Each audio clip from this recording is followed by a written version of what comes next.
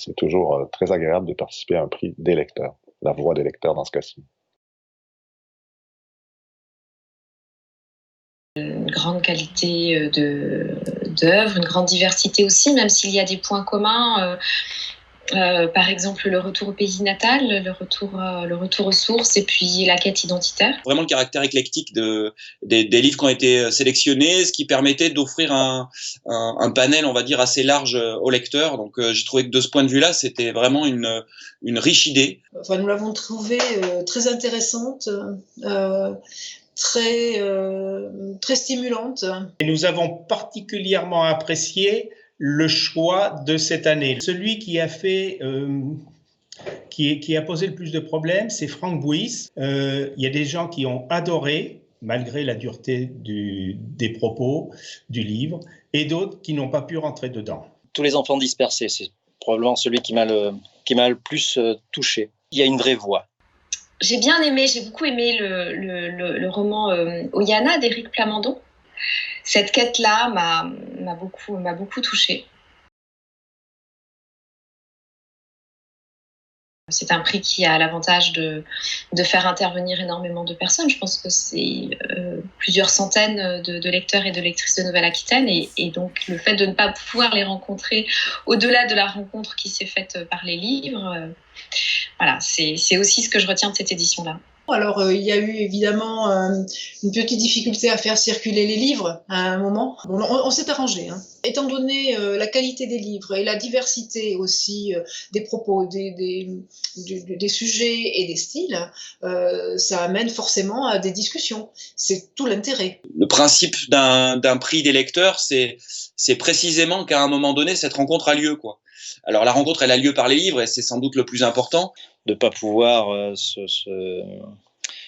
parler, discuter avec les autres auteurs, voilà, tout ça, c'est un peu très frustrant. J'espère qu'on va retrouver, nous les auteurs, c'est vrai, le chemin des rencontres avec le public.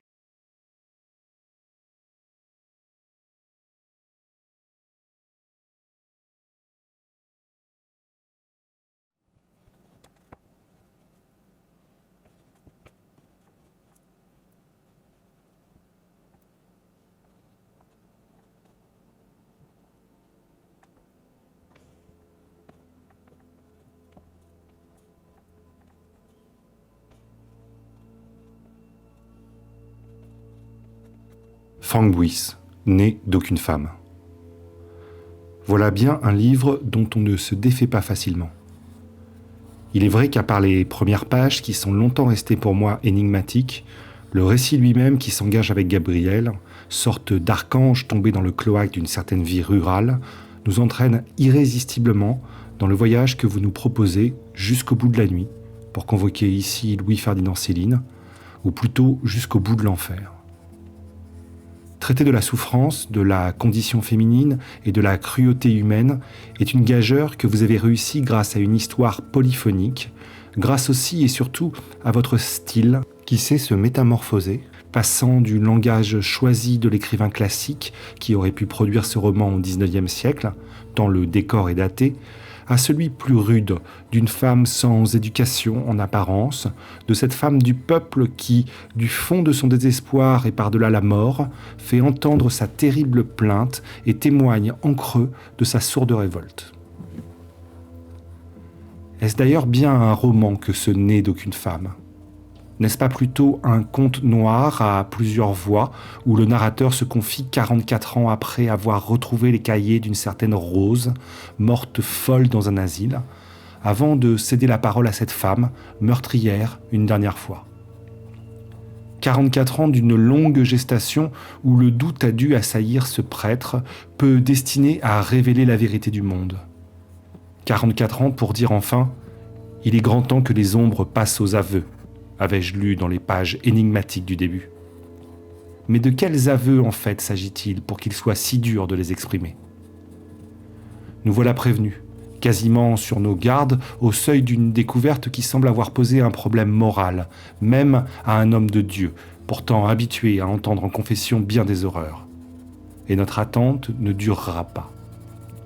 En effet, À cette longue rétention vont succéder des aveux terribles, où rien n'est épargné au lecteur, où Rose, l'esclave, est une victime niée dans sa propre existence, exploitée, violée quotidiennement comme un sextoy, où les méchants sont si typés qu'on se demande s'il est possible qu'ils aient existé tant ils sont répugnants.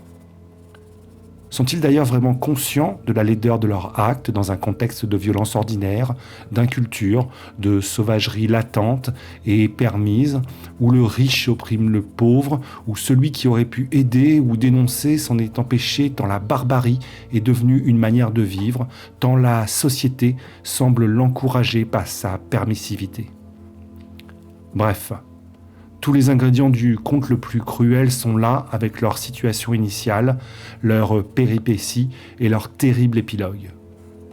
Une linéarité sans surprise en apparence pour le lecteur. Et pourtant, à un moment, je ne sais pourquoi, ce qui aurait pu être du déjà lu ou vu, tant Sacher, Masoch et Sade sont passés par là, se transforme en surprise. Magie de l'écriture, du talent, du motif, tout à la fois. Certes, le sujet de la fable appelle une morale de la condamnation. Car tout est abject ici, autant la bonhomie du maître, l'ignominie de la vieille tyrannie, les sombres machinations guidées par l'argent et les désirs d'héritier que les viols répétés qui nous donnent la nausée, ou le silence complice d'une société qui laisse faire parce que c'est comme ça. Dans cette terrible étude de cas que l'on pourrait transposer de nos jours sur d'autres plans où la femme est traitée en objet, où l'esclavage sournois sévit encore dans nos villes autant que dans nos campagnes, où la violence s'installe pour durer et être loi, on est entraîné dans une spirale de l'horreur sans fond, comme dans un de ces cauchemars où l'on sombre dans le néant sans qu'on puisse se raccrocher à rien. Aucun détail ne nous est épargné et surtout pas le sadisme du maître et de sa mère. Qu'est-ce qui retient donc ici de fuir une histoire nauséeuse ? Quel est cet aimant qui nous y ramène toujours ? C'est, à mon avis, ce puzzle que vous avez réussi en mêlant les discours et les niveaux de langage.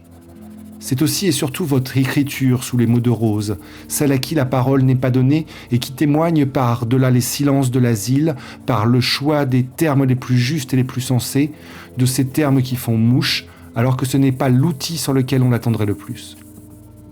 Cette libération relative me fait immanquablement penser à Séraphine Louis, cette superbe peintre naïve dont les œuvres sont exposées au musée Mayol à Paris et qui, par-delà sa folie, revendique par son art sa qualité humaine. Ne serait-ce pas cette même étincelle lumineuse qui, tout au fond de son âme et de ses ténèbres, appelle Rose vers autre chose, vers son témoignage qui, en la libérant symboliquement d'une effroyable chape, la font monter telle une flamme ?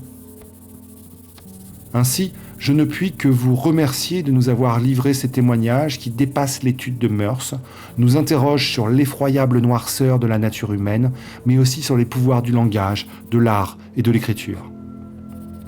Merci aussi de nous avoir démontré par l'exemple que l'écrivain caméléon que vous êtes pouvait se glisser aussi bien dans le corps d'un homme que d'une femme, plonger au fond du gouffre, comme dirait Baudelaire, et en ressurgir pour nous entraîner par son écriture, à l'envers de ce qu'il décrit, vers une lumière. Olivier Cazenave, membre du conseil d'administration d'Alca.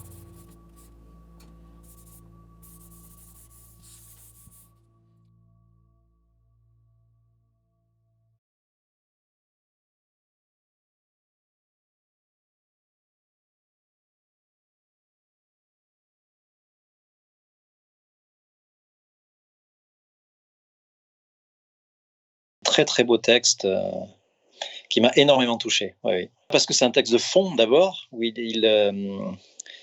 dirais pas qu'il décortique, mais il va analyser très très profondément mes intentions, les intentions les plus fortes. C'est-à-dire qu'il va piocher presque dans mon âme de romancier, et il va chercher même parfois des petites choses que je n'avais pas vues. Donc, je serais très curieux d'en discuter avec lui. Et puis il a saisi l'envers du livre aussi, c'est-à-dire les voix sourdes. Je suis très, très, très heureux et très fier que ma petite Rose ait obtenu ce prix, d'autant que c'est ma deuxième participation en 3 ans. La première fois, c'était avec Plateau. Et donc voilà, je suis très, très, très heureux. Cher Franck Buys, au nom de toute l'équipe d'Alca, Nouvelle-Aquitaine, et de son président Bruno Bouteleux, je vous félicite pour le succès de votre livre « Né d'aucune femme », qui remporte donc cette 10e édition de La Voix des lecteurs. C'est un succès qui se confirme pour votre ouvrage, déjà récompensé par le prix des libraires ou le Grand Prix des lectrices L. Votre livre fait un récit bouleversant et lucide de l'histoire universelle des femmes dans les sociétés occidentales aux époques passées. Un récit qui est aussi un fait de l'histoire locale et qui s'enracine dans notre département des Landes. Sans doute est-ce là notamment l'originalité de ce prix, relier l'universel à son origine locale. Mais être choisi par La Voix des lecteurs, c'est avant tout l'expression de près de 1000 femmes et hommes qui, partout en Nouvelle-Aquitaine, se sont réunis pour lire les 5 livres de la sélection, à savoir des publications d'auteurs néo-aquitains. Pendant plusieurs mois, dont quelques-uns confinés, toutes ces personnes ont discuté en librairie, en bibliothèque, en famille, entre amis et entre collègues. Tout un réseau régional s'est tissé autour d'elles, médiathèques, librairies, autres lieux culturels, établissements scolaires, pénitenciers, pour lire et donner à lire, échanger et faire choisir des livres d'auteurs aujourd'hui vivants sur le territoire néo-aquitain. C'est donc tout cela, La Voix des lecteurs. Et des lecteurs, des lectrices, aux auteurs, un fil continu qu'Alca est fier d'avoir accompagné. En effet, après 10 années d'existence, La Voix des lecteurs va s'arrêter. Et nous travaillons aujourd'hui à la construction d'un nouveau prix à destination des lycéens et apprentis s'inscrivant dans la compétence éducation que porte le Conseil régional de Nouvelle-Aquitaine avec les lycéens. Ce nouveau prix, que d'autres régions ont d'ailleurs déjà mis en place en imaginant à chaque fois un parcours spécifique, reliera désormais les auteurs à de jeunes lecteurs et lectrices au cœur de leur formation à la diversité des esthétiques et à l'esprit critique. Les apprentis et lycéens de Nouvelle-Aquitaine, d'aucuns nous l'espérons deviendront ainsi les lecteurs, voire les créateurs de demain. Aujourd'hui, alors que la pandémie est de nouveau au plus haut dans notre pays et nous oblige à nous confiner, de nouveau, je pense vous assurer qu'Alca met tout en œuvre pour soutenir les librairies indépendantes, lieux de vie et de culture, et permettre ainsi l'accès aux livres tels que le vôtre. Je vous remercie.